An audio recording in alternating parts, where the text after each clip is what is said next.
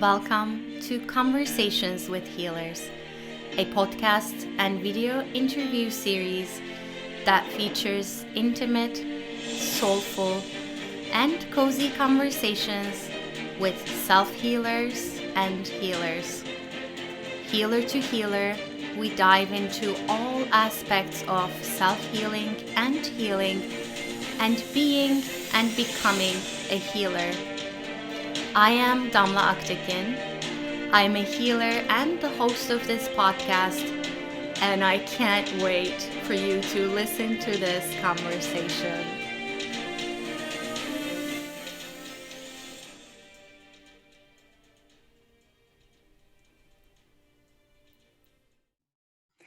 Hello everyone, this is Damla with a drop of and I'm so super excited. I have with me Yamile Yemoonyah, who is a spirit guide medium, Hay House owner, and the host of the Spirit Guide show. She helps people connect with their own spirit guides. And Yamile, I've been following your work and loving it, so I'm so excited. So thank you so much for joining us. Well, thank you so much for having it. I'm excited to be here. And I love to start with, because of the times that we're in and what we're going through globally as humanity. One thing that I saw you talk about, and which I loved, was you talked about, and I want to dive into your story too. But before that, can you tell our listeners a little bit about, you had this poignant questions, which was, is this your time to serve, or is this your time to rest? Can you tell us a little bit about that? Right. So I myself and a lot of other people, when this whole crazy time started, felt like we needed to get out there, help people, be present on social media, for example. I saw lots of other healers and similar people go out there and do lives every single day just to be there and hold space for everyone. And I thought about it and I was like, I don't think I can do it. I can't do a go live every single day. It's not sustainable. But I also wanted to be out there, and I felt a little bit bad about not being out there like others. But at the same time, I know that we all also need rest because we're in a crisis. So if you're in a crisis, you also need time to heal, to go into yourself. And so to find that balance between serving our communities and finding time for ourselves and to rest, that was something that was important to figure out for myself. And I also thought it was important for others to figure out, because like I said, some really rushed into I need to serve, I need to be there, and totally ran into burnout. And then others really just rested and withdrew into themselves and needed the quiet and didn't feel at all like going out there and stepping deeper into their purpose during this time. So that's why I wanted to address that. Yeah. And I had a similar reaction where my reaction or my response to that was, I made some of the meditations that I already had prepared available for people, because again, like you, I didn't feel like it would serve me or others to be available 24/7, which, by the way, I have a 7-year-old daughter, and I needed to be there for her as well as our family in an increased amount. So it made no sense. But I love that you're mentioning rest too, because I'm an intuitive empath, and I'm finding myself moving through these waves of emotions that are coming and go, and just moving through those waves, because we're all connected and we're all living through this together. Just moving through that is like soul work and soul practice enough. Yes, absolutely. Yes. So I want to hear about, tell me about your story of becoming a spirit guide. And you can keep it short or long, it's completely up to you.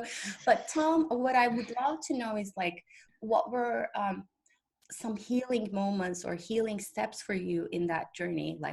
What kind of spiritual or any other kind of healing was happening along the way to bring you here? Sure. So my story really starts when I was born, obviously, but in this case, really, but because I was born in Colombia. My birth mother is of indigenous ancestry, so what U.S. people would call Native American, in Canada First Nations. And my dad, I don't know anything about, because when I was 1 year old, my mom gave me up for adoption, and I was adopted by my parents who are from Holland, but I grew up in Germany. So I grew up with identity issues. I didn't really know who I was. I didn't feel rooted in my life, in myself. I felt like I was just floating, and that has nothing to do with my family, my adopted family. They're the best parents. I wouldn't want to change anything, but it just comes with when you're adopted. You have like you don't know your roots; they're cut off, and that has its that you feel that. Most adopted people feel that. And so in my mid-20s, I was in college. I went to college because I didn't really know what I wanted to do, and I was just, that's what you do. So I went to college, and I wasn't really happy. And so I just felt depressed. I felt low. I didn't know where I wanted to go in my life. And I started to be interested in my roots, especially the indigenous roots. So I started looking into that, and studying shamanism, or I should say neo shamanism. Um, and I started my healing journey that way, through spirituality, through looking at my roots, particularly my ancestry, what their spirituality is. Like I said, I found out it's shamanism. I didn't know anything about that. I started looking into neo shamanism, etc. And I started reading books about that. And that kind of connected me to my ancestors in a spiritual form. I didn't have the words for that back then, but that's really what happened. And so how I got into spirit guides was that one night, um, I think it was in October of 2000, I woke up. I was maybe 3 or 4 in the morning. I woke up and I opened my eyes, and I saw a man standing in the door of my bedroom. And he was like I see you or anyone else. He was standing there, and of course I was a little bit like, who are you?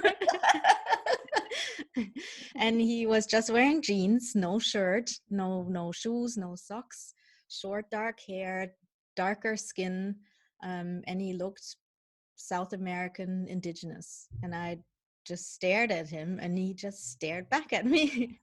And my boyfriend at the time was still sleeping soundly next to me, didn't notice anything.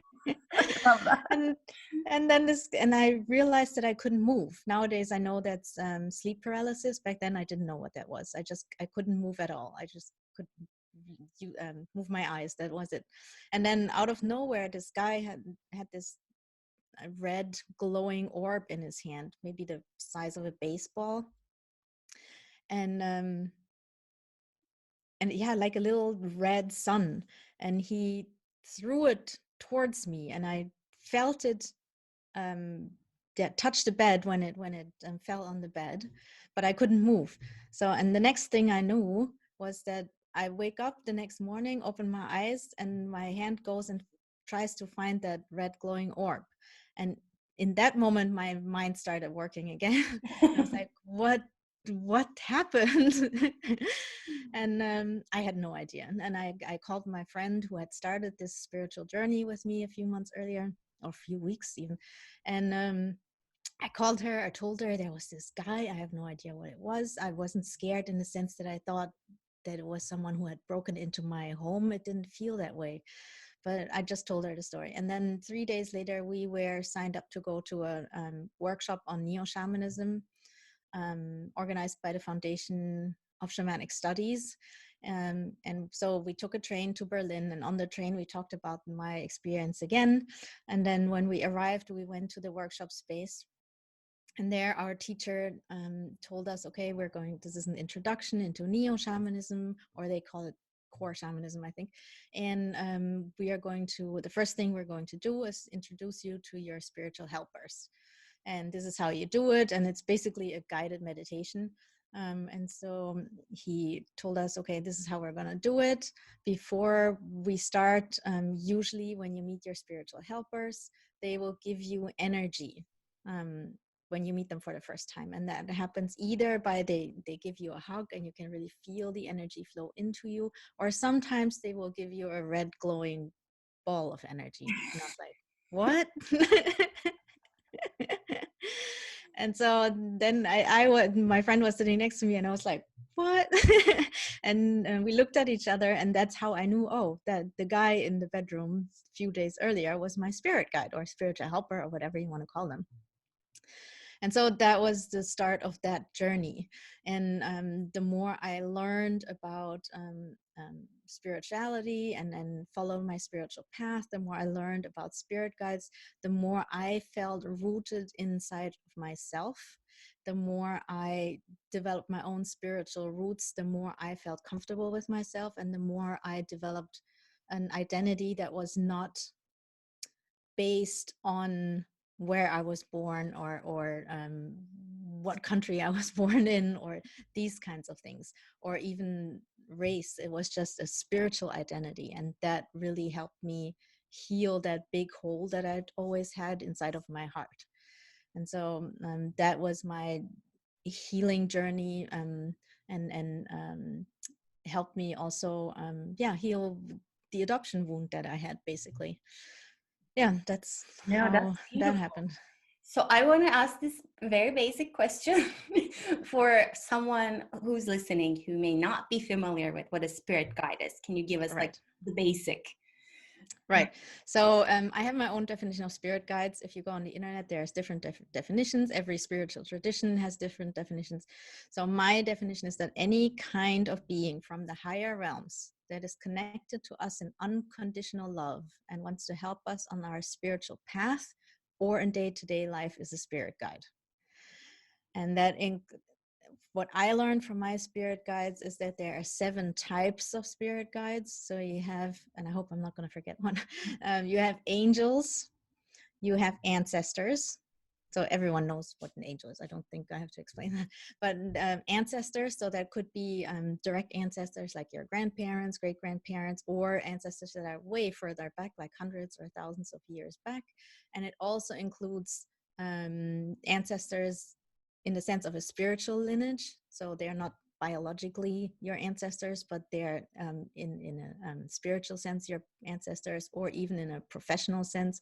For example, if you're a student and you want to become a doctor, then maybe there is a spirit that was also a doctor or a healer and wants to help you, and I count that as ancestor as well. So then you have nature spirits, so elves, fairies, gnomes, etc. You have star beings, otherwise known as aliens, but I don't like to call them that because when I say aliens, people think about scary Hollywood movies, and that's not what it's like. And also because star beings also includes the spirits of the planets and the stars themselves, and also beings that are not physical but are other dimensional beings that do not reside here on our planet. So then, how many did we have? I lost 3. count. Angels, ancestors, nature spirits, star beings. Then there are ascended masters, which were once humans here on Earth, but they reached enlightenment and left the reincarnation cycle, so they don't reincarnate anymore.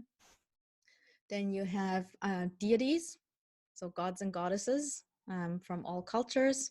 Sometimes they are still known under their names. Sometimes their names have been forgotten and they're coming back through individual people by connecting to people. And then last but not least, you have animal guides. So these are not the spirits of specific animals. So it's not like your dog that has died, but it's like the spirit of the species, of the entire species. So let's say bear spirit is one of my guides. That's not an individual bear, but it's like the spirit of the Like entire essence, species. Yeah, essence yeah, of the animal. yeah, yeah. Um, so One of the things that you mentioned, which I love, is that you say that this kind of receiving wisdom from spirit guides is available for people, even if they don't see like you do or hear the guidance. So how do we connect with them, and how do we receive guidance and wisdom and protection, or whatever it is that we want, or blessings from them? Yeah. So the thing is, like, they guide us and help us, even if we don't know that they exist. Like, there are people that have never heard about spirit guides. They still have spirit guides. They're still being guided by them because they work with our intuition and our unconscious, our subconscious. So if we drive in our cars and suddenly you have the intuition to take a different route to work, and then later on you find out that there was an accident on the path that you usually take, that could have been your spirit guide that used your intuition to guide you. So we don't have to be psychic. We don't have to be a medium or a shaman or a professional healer or anything like that to work with our guides. They know how to work with us, even though we haven't developed like the ability to consciously communicate with them. Mhm. So, is there a permission issue though? Like, do we just call out to them, or do they help regardless of whether we try to connect with them or not? We definitely have to give them permission, but that happens on a soul level. So you can also do it on a conscious level, on the human level, in the sense that you sit down and do a meditation and quiet your mind, and then you say out loud, I'm open to the wisdom and guidance of my spirit guides. That helps. That gives an extra layer. But our soul has already given permission even before we incarnated in this lifetime. Okay. I'm curious to know, can would you be open to telling us a little bit about your relationship with your guides, and what kind of guidance you continue to receive from them, and how, like, which kinds of guides do you feel are strongest for you?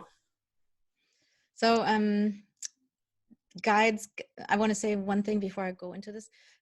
We all have a team of guides, so there can be 2 or 3 different guides that are with us our entire lives, and then we have what I call specialty guides, and they come in for specific situations in your life. So for example, you're going through a divorce, and there are angels that basically specialize in helping people go through a divorce. So they come in for that time, and then they leave when you're fine again. So one of my guides, core team guides, is like, I call him Grandfather Bear. So that would be an animal guide. And he is my healing guide. So he helps me with healing. He helps me personal healing when I need healing, but he also helps me when I do readings, for example. And when he comes in, I always know, okay, the person in front of me needs a healing, and he will tell me what to do, because I never learned any healing profession. So I just do whatever he says. And usually it's like sending energy, or sometimes like a kind of chanting. Um, and that's one of my guides. So he does anything to do with healing. And he was one of the first that I met when I started this whole journey. And then another one that I like to work with, who's also one of my core team, is the goddess Yemoonyah. She's an African goddess who was brought over to the Americas and everywhere else through the enslaved people, the African people that were enslaved. And she is the goddess of water. And funny enough, so in the traditional Yoruba tradition where she comes from, she has different paths, so like different aspects, and one of them is where she is. They say she is often seen in the marketplace, and that's the part that works with me, because she helped me set up my business. So she helped me learn about like online business, and not in the sense that she said, okay, here's how you use Zoom, not but more in the sense of like um, guiding me in that direction of exploring online business and exploring these kinds of things. So yeah, that's 2 of the guides that I work with. Yeah. I want to tell a story, and then I want to ask you a question. So, one of my favorite stories to tell people is I'm clairaudient, so I work with guidance as well. So one day I was driving through town and it was a beautiful summer day. I had my windows down, obviously, beautiful, sunny. And then I kept hearing like, close the window or shut up the window. And I didn't. Mm-hmm. And then Yeah. 2 seconds later, I'm at a stop sign and there was this beautiful flower bed and like a little tiny park next to me. And a sprinkler comes Oh, rushing in and like soaks me inside the car. So, which I had to laugh. I was just laughing. I was yeah. like, okay, this is a good reminder. Like, you gotta Yes. listen. So, what are your thoughts about that in terms of? Yes, I think that was a really good lesson from your guides because you felt the consequences, but they weren't like severe consequences. It was just something that made you laugh and you were a little bit wet. But yes, always listen to your intuition because your guides might be speaking through your intuition. And sometimes it's like what I tell people always is like, start small when it comes to your intuition. If you're someone who's not used to listen to your intuition, then start small, like little decisions that you make, like what should I eat tonight, this or that, and then listen to your intuition and follow that, because it's not a big decision, there's no big consequences. But if you do that and really yeah, develop your intuition like that, then later on when it's important, you know what to do. Like in your situation, it could have been something different. It could have been that if you hadn't rolled up your window, that you would have been robbed or mugged or something. Yes. And so, and so when you need to like learn and train yourself to listen to your intuition and your guides, because yeah, it can be important at some point. Yeah. And it was because we were about to travel and I was preparing a few things, and then after that I had to make a few decisions for our travel, and I was like, okay, I'm gonna listen, we'll do Yeah, exactly. Yeah, exactly. so how do you experience that guidance for you? How does it work? So for me, it's mostly claircognizant. So I just know things, and I should probably explain what that means. So we have our normal physical senses like seeing, hearing, etc., and we have the psychic equivalents. And I want to say right away, we all have them. You do not have to be a professional psychic or anything. We all have them. So you have clairaudience is what you mentioned, like is clear hearing. You hear your spirit guides, for example. That does, yeah. There is also two different ways. So you have objective clairaudience, which means you hear a voice outside of you, like I hear your voice. Some people have that when they wake up or before they go to sleep, they sometimes hear someone call their name. That's fairly common. And then you have subjective clairaudience, which is inside of your head. So you don't hear it outside, you hear it just like when you talk to yourself inside your head. It's an internal voice. And that's just as valid as the objective one. So you have clairaudience, then you have clairvoyance, which is clear seeing. Again, can be objective, like I saw my spirit guide in physical form appear in front of me, but usually I experience it as seeing something inside of my mind's eye. Just like if I close my eyes and I remember what I had for dinner last night and I see it in front of me, that's how it works. Then you have clair cognizance. That's what I have mostly, is when you just know things, and that's really hard for people to conceptualize, and people who are claircognizant usually don't realize it because it doesn't come from anywhere. You don't see an image, you don't hear anything, you just know. It's like an internal knowing. And so that's how it works for me. A lot of people that have that are idea people. They have lots of insights and ideas. They're often entrepreneurs, for example. And then you have clairsentience, which is clear feeling. So these are people that feel others' emotions, like empaths. If you're an empath, you can train your empathy to be clairsentient. So you use your empathy to not just feel other people's emotions, but you feel your spirit guides and you get your messages like that. That can also be physical, that you actually, for example, feel other people's pain. Like a lot of healers have that when they look at their clients, their patients, they can feel their own knee hurting, and then they know, oh, my patient has like problems with their knees, for example. Yeah, I have a That's also, little bit of that, which was yeah, confusing, because I didn't realize it for the longest, for the majority of my life, and I kept sensing like I just feeling too much, and I didn't have the words to define what too much was. But once I understood, it's, oh, like this isn't necessarily mine or me, and exactly.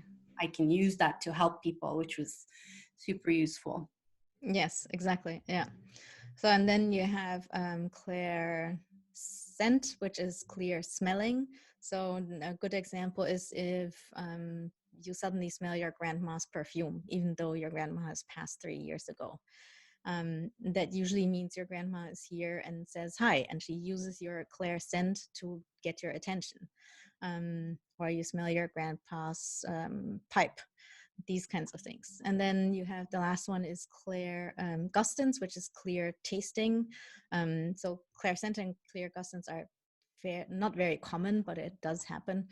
So clear gustance is clear tasting. And for example, you suddenly taste the cookies your grandma used to make you when you were 5 years old. So it's the taste. And all of these clears can be used by your spirit guides to communicate with you. And like I said, for me, it's mostly claircognizance and clairvoyance. So that's how I communicate with my guides.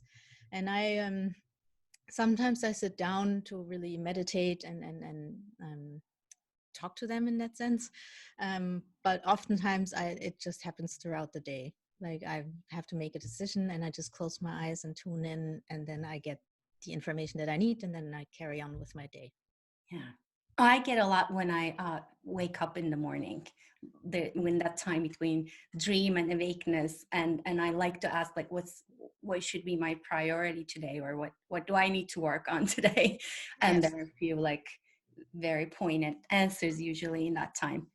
Yes. And definitely meditation, right? It quiets everything down, and then you can find a way to talk and connect with the spirit Yes. world.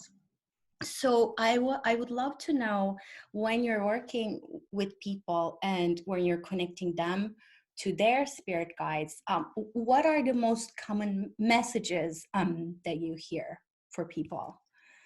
Oh, good question. Let me think about that. I think yeah, most messages in the end come down to having to direct people back to their own soul. And that can take different forms, but in the end it's usually about their guides wanting them to go back to reconnect with themselves, their inner selves, their soul, their spirit, so they can find their path again. Because sometimes we veer off our path a little bit for whatever reasons, and that's usually when our spirit guides come in and say, like, gently bringing them back. So that's, in the end, that's really what it comes down to most of the time. Yeah. So when whether we're working with spirit guides, with ourselves, or whether we're working with someone like you, um, how do we okay, let me formulate this. It was in my mind and then it just flew away. Maybe I'm meant to Yeah, ask something else. happens. So okay, what do you when we are in a place where we really want to hear, like when we're finding that it's really hard to connect to our soul, what do you recommend to people when that happens? Okay, so there's a what I recommend, what I learned from my teachers, and I I've been trained and I'm still training as a classical medium in a tradition of spiritualism, which is talking to the dead. That's the technique I also use to talk to spirit guides.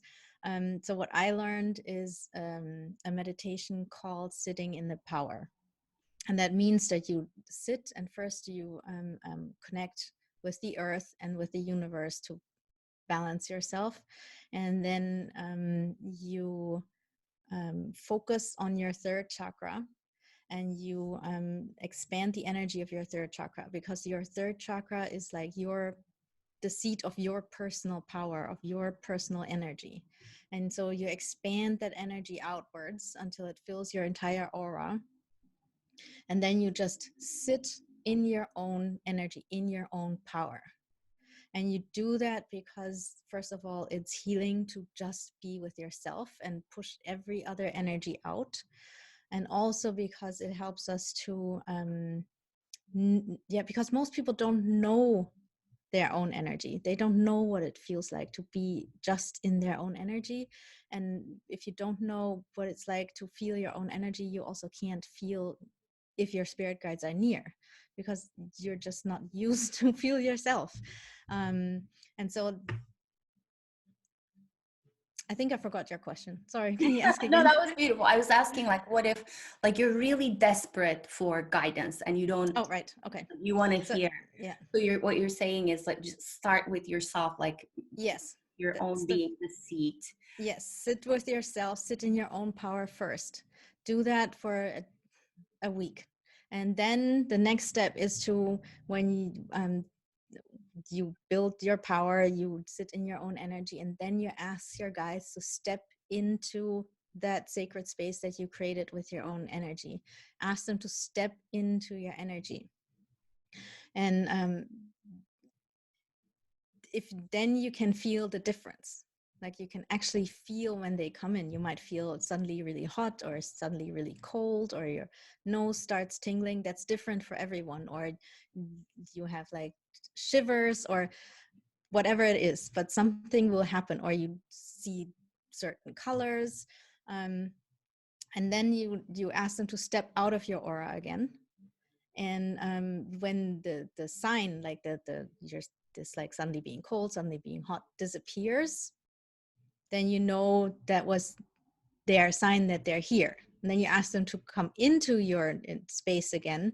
And so you can determine, oh, okay, so this is what happens when they're here, this is what happens when they leave. And that's how you can start a communication with your guides. And you can use that to, for example, ask yes and no questions. So for example, you ask them, should I don't know, travel to Hawaii or to Peru? And then they can give you answers with like these signs, like their what do they usually call it, I forget, calling card. So this like getting really hot, getting really cold, your nose starts itching, that's their calling card that they're near, and you can use it to communicate. That's the easiest way in the beginning, and then you can build on that and have real conversations with them. What is healing for you? What does healing mean to you? I think I have to go back to that answer that I said earlier. Healing really means to come back to our own soul, to our innermost being, and to realign with ourselves and find an authentic expression of our soul. I think that's what healing means Yeah. to me. And you actually, I remembered my question and you actually answered that. My question was like, what about all this work is healing, whether we do it ourselves or whether we work with someone like you to connect with the spirit guys? Like, what's the whole purpose and what about it is healing, which is what you just said, connecting with Yeah. your own inner Yeah. soul and inner, and that should be enjoyable and that should be like good and that should feel good, right? Yes, absolutely. Yeah, that's the whole point. Like, we're not here to suffer. We're here to have an interesting and fun experience, and to grow and to learn and to evolve. And we can only do that when we're connected with ourselves and follow the path that we set out to follow. Yeah. What do you what advice do you have for other healers or intuitives like you who are sort of discovering their gifts and they want to do good out in the world? They want to help people connect with their essence. What advice do you have for them? Good question. I would say don't underestimate yourself, because a lot of people think, oh, well, yes, I might have just discovered that I have healing abilities or intuitive abilities, but there are others out there that are so much better than me. I don't have anything to share.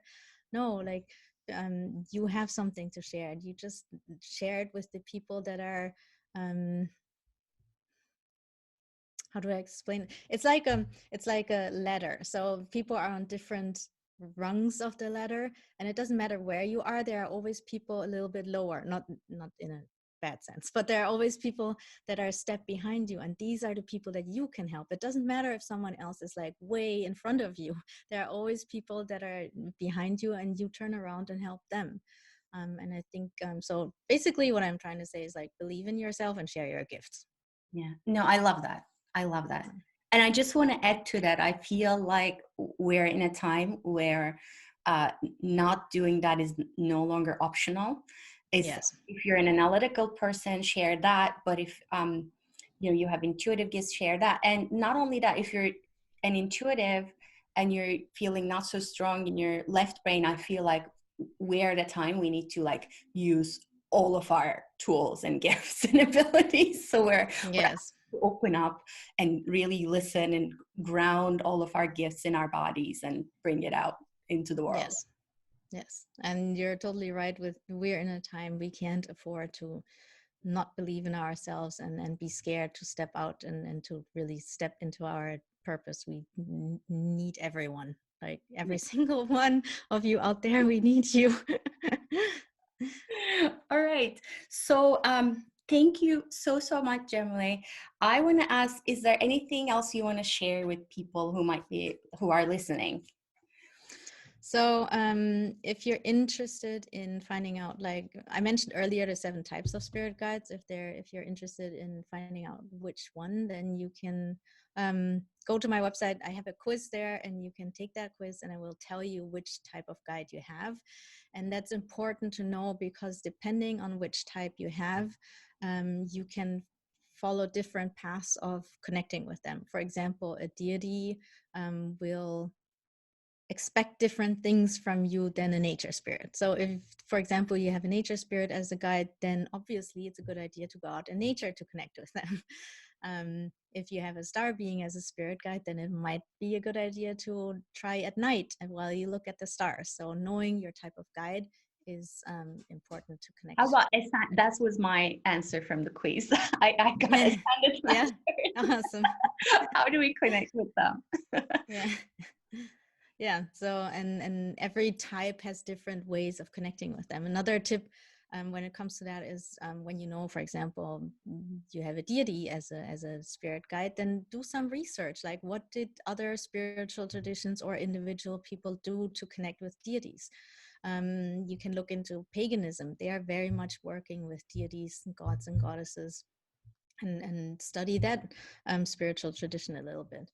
Or look into the African religions. It doesn't mean that you have to like follow their path and become a member and completely immerse yourself into that. It just means like, look at that and how do they do it. Again, also, it doesn't mean that you have to completely emulate them. Be mindful to not just like steal other people's spiritual traditions, but be inspired by it, and that can help you connect, Yeah. build a closer connection to your spirit guides. What I'm hearing from you, Gemma, is that just this inviting this playful curiosity, like opening up Yes, to what else might be possible for me? What else can exactly. I play with and invite into my experience? Exactly. Yes. So thank you so much. And if anyone, and I will include the links, but you have a beautiful website, thespiritguidemedium.com. People can find you on Instagram. And I love that you have a show called the Spirit Guide Show where you actually do mini readings. And Yes. your new book is coming out, which I'm so excited about. Can Yes. you tell us a little bit about that too? Sure. So it's called The 7 Types of Spirit Guides: How to Connect and Communicate with Your Cosmic Helpers. And it will be, or is being published by Hay House and will come out in October. So it's not there yet. Although, to be honest, if you find it, you can already find it on Amazon and pre-order it. um, and yeah, it's about like the different types of spirit guides, their characteristics, their gifts, the challenges also when you work with them, and what having this type says about you as well. And then the second part, or the third part actually, is about how to connect with them and how to create your own DIY spirit guide ceremony during which you can connect with your guide. And the quiz that's on my website, an extended version, is also in the book. So you can find out which type you have. Yeah. Well, I want to thank you so much for being here and doing the work that you do. I know for us healers, sometimes it can feel like, are we doing enough? Enough? But I feel like you're already, like, you're offering so much good wisdom and like grounded advice about how people can connect to their souls and their soul helpers. So thank you so much, Yamile, Oh, thank you. Thank you so much for joining having us. me. And I just want to invite our listeners to visit your website, as well as go to my website, which is a drop of abropofom.com. And there you can find a resource called 12 questions to determine your energetic wounds, which you can download and see where you can begin your healing journey. And there's a lot of good resources. I have 2 free meditations that you can download, and a lot of insights on how to heal your energetic wounds. So thank you so much. Thank you.